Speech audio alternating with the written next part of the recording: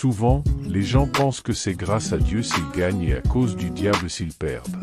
Quand ils gagnent quelque chose, ils disent que c'est Dieu qui les a aidés, et quand ils perdent, ils pensent que le diable y est pour quelque chose. Prenons l'exemple du football, surtout lors de la Coupe d'Afrique des Nations, CAN, en 2023. Chaque pays croit que sa victoire est un cadeau de Dieu et a du mal à accepter la défaite. Il cherche des excuses partout, dans la manière de jouer, chez certains joueurs, dans la malchance ou même dans la magie venant de certains endroits, où ils disent qu'ils ont été trop confiants.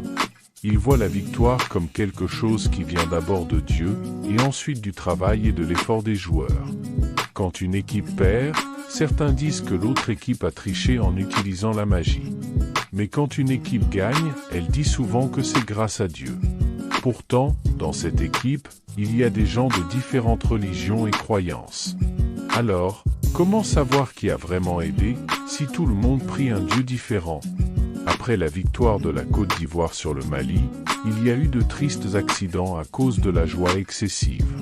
Cela montre que la victoire peut parfois avoir des conséquences inattendues. Ce qui est sûr, c'est que Dieu ne soutient pas un côté plus que l'autre. Dieu ne favorise personne en particulier.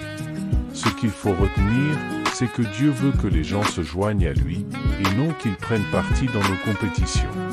Il veut que les gens le suivent et vivent de manière à lui plaire, comme des moutons suivent leur berger.